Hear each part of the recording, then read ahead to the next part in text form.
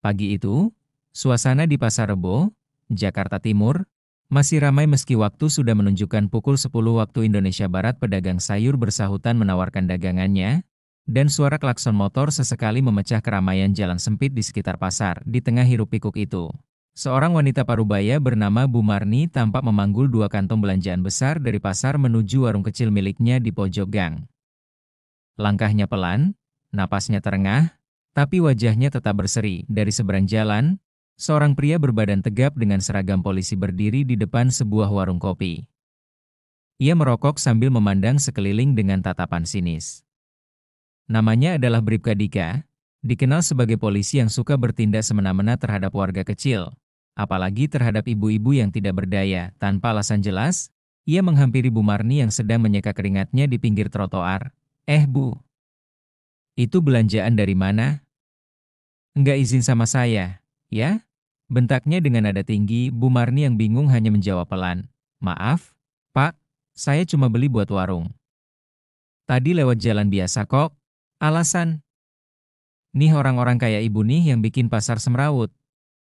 Coba buka tuh kantong. Siapa tahu ada barang ilegal.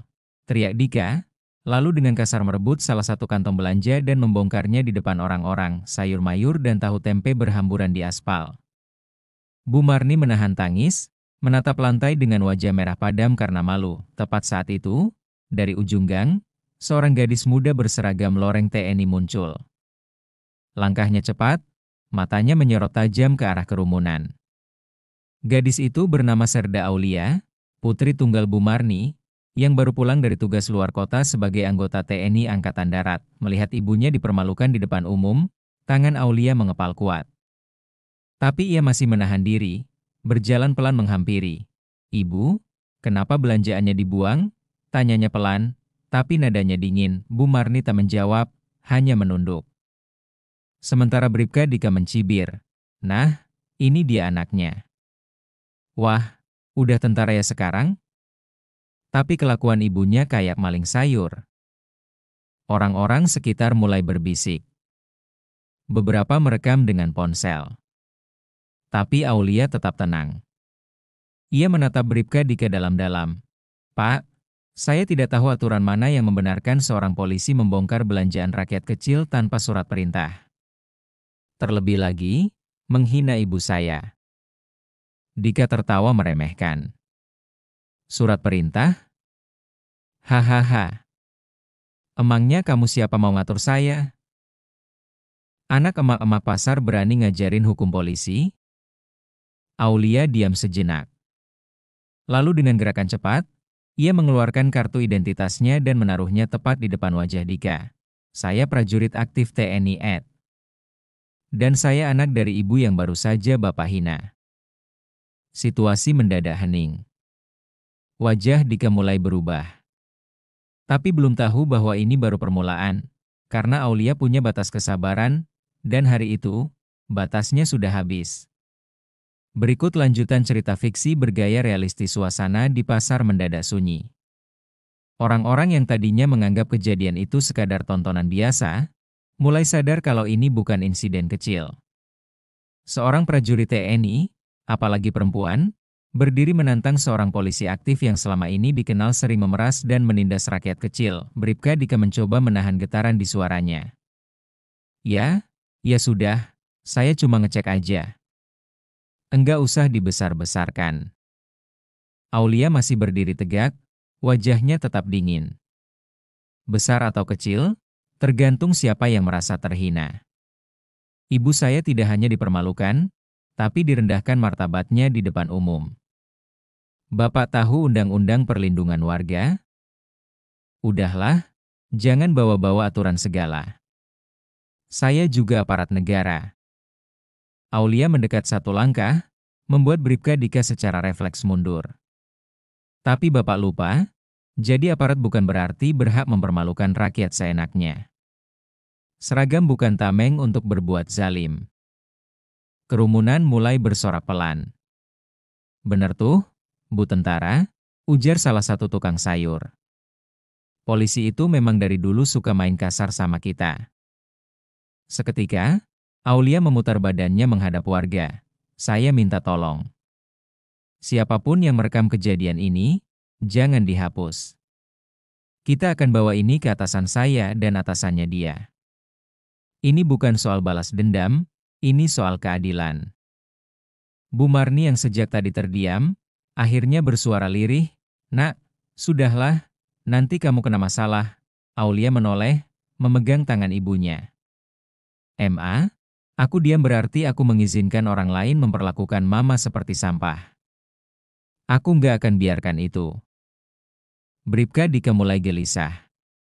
Ia menyadari posisinya makin sulit, apalagi beberapa warga sudah menyebutkan bahwa mereka akan melapor ke Kapolsek dan bahkan media sosial. Mau lapor silakan." "Saya nggak takut," ucapnya dengan suara gemetar, tapi sorot matanya tidak lagi setegas tadi. Aulia mendekat lagi, kali ini jarak mereka hanya 1 jengkal. "Kalau Bapak tidak takut, ikut saya sekarang ke pos militer terdekat. Kita selesaikan ini secara resmi. Saya minta Bapak pertanggungjawabkan perlakuan Bapak terhadap warga dan terhadap ibu saya." Bribka Dika tertawa gugup, "Saya nggak ada waktu buat drama ini." Namun tiba-tiba, seorang pria berbadan besar dengan seragam militer datang dari arah pasar. Wajahnya tegas, berambut cepak, dengan pangkat letnan 1 di pundaknya. "Aulia, saya lihat dari jauh. Ini yang kamu maksud?" "Siap, Pak Letu. Ini oknum yang menghina ibu saya dan semena-mena pada warga." Letnan itu menatap Bribka Dika tajam. "Ikut saya sekarang. Kalau kamu benar, kamu bisa buktikan. Tapi kalau kamu bersalah, bersiap dicopot dari seragammu." Wajah Dika pucat. Ia tak menyangka, dari sekadar ingin menyombongkan kuasa, kini dirinya terpojok dan diambang kehancuran karir. Siang itu udara Bekasi terasa lebih panas dari biasanya. Sinar matahari menyorot tajam ke atas aspal jalanan yang mulai mengelupas. Di depan warung sederhana milik Buarti, seorang perempuan berseragam loreng TNI berdiri sambil memandangi papan nama jalan. Namanya Serdari Maharani, prajurit Korps Wanita Angkatan Darat, Kowat, yang sudah bertugas di beberapa wilayah rawan. Namun siang itu bukan soal tugas negara, melainkan misi pribadi yang lebih besar bagi hatinya. Menuntut keadilan atas ibunya yang dihina dan dilecehkan oleh aparat yang seharusnya melindungi. Dari dalam warung, seorang pemuda berkaus loreng tipis mendekat. Wajahnya bingung. "Mbak cari siapa?" tanya pemuda itu. "Saya cari orang yang 2 hari lalu datang ke sini. Maksa ibu saya bayar 10 juta. Sambil teriak-teriak dan maki-maki, jawab Rina tajam, matanya tak berkedip. Pemuda itu langsung gugup. "Iya Mbak, itu kayaknya Pak Dedi dan teman-temannya. Polisi dari sektor sini, sering ngopi di pos ujung sana." Rina tak menunggu penjelasan lebih lanjut. Ia melangkah cepat, penuh amarah yang tertahan. Tangannya menggenggam erat topi militernya, dan langkah kakinya menggema keras menyusuri trotoar sempit menuju pos polisi itu. Sesampainya di sana, ia melihat 3 orang polisi duduk santai sambil merokok dan bercanda. "Permisi." Suara Rina terdengar tegas. Salah satu dari mereka, pria berkumis tebal dan perut buncit, melirik santai. Suster tentara."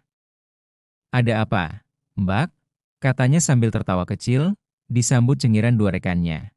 "Kalian yang datang ke warung Buarti 2 hari lalu?" Polisi itu berdiri. "Ya, kenapa?" "Salah satu dari kalian hina ibu saya dengan kata-kata binatang."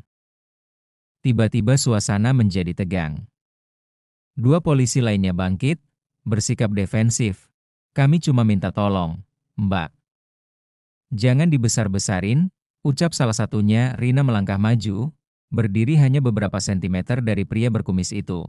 "Saya tak akan besar-besarkan, saya cuma mau pastikan kalian tahu rasanya kalau harga diri seorang ibu diinjak." Sebelum sempat mereka bereaksi lebih jauh, Rina sudah melemparkan identitas militernya di atas meja. Wajahnya tidak gentar. Ia tak gentar menghadapi siapapun, bahkan jika harus sendirian melawan 3 oknum berseragam. "Besok, kalian datang ke Kodim. Kita bicarakan ini secara institusi.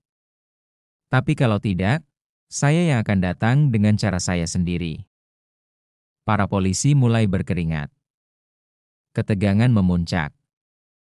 Tapi Rina berbalik dan pergi begitu saja, Meninggalkan ketiga polisi itu terdiam dalam ketakutan baru. Bukan karena pangkat, tapi karena seseorang yang datang membawa kebenaran dan keberanian. Pagi berikutnya, suasana di Kodim 0507 Bekasi terasa sedikit berbeda. Beberapa anggota terlihat lalu lalang dengan raut serius. Di ruang Intel, Serda Rina Maharani baru saja menyelesaikan berkas laporan resmi atas dugaan intimidasi, pemerasan, dan penghinaan terhadap ibunya yang dilakukan oleh 3 oknum polisi dari Polsek Jatibening Letnan 2 Danar, salah satu perwira muda yang terkenal tegas namun adil, membaca laporan itu sambil mengangguk-angguk pelan.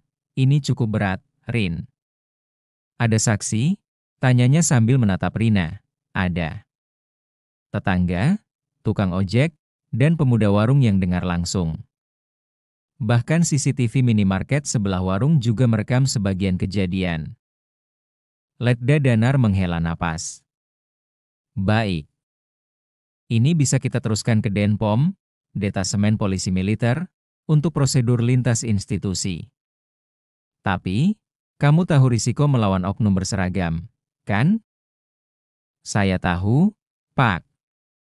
Tapi lebih besar risiko jika saya diam. Karena ini bukan soal saya sebagai TNI, ini soal saya sebagai anak. Letda Danar tersenyum kecil. Ia tahu betul karakter Rina, keras kepala dalam hal prinsip, dan tak pernah gentar menantang ketidakadilan. Tanpa banyak kata, Letda Danar menandatangani laporan itu, kemudian menghubungi Danpom Bekasi via radio internal. Kasus ini resmi naik ke penyelidikan militer. Seketika suasana menjadi tegang. Nama ketiga oknum polisi itu pun mulai dicatat. Bribka Dedi, Aibda Surya, dan Bribtu Anton. Di sisi lain, kabar ini perlahan menyebar, terutama karena warung Buarti memang dikenal di lingkungan warga.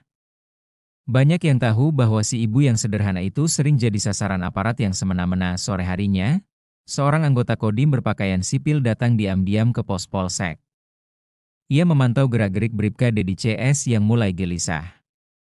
Mereka rupanya sudah tahu. Laporan resmi telah dilayangkan. Di sudut lain, Rina duduk di depan foto almarhum ayahnya, seorang purnawirawan TNI. Ia menggenggam tangan ibunya yang mulai gemetar karena takut mendapat balasan dari pihak polisi. Bu, sekarang Rina yang jaga ibu. Mereka tak akan bisa sentuh ibu lagi, selangkah pun. Malam itu, awan mulai menebal.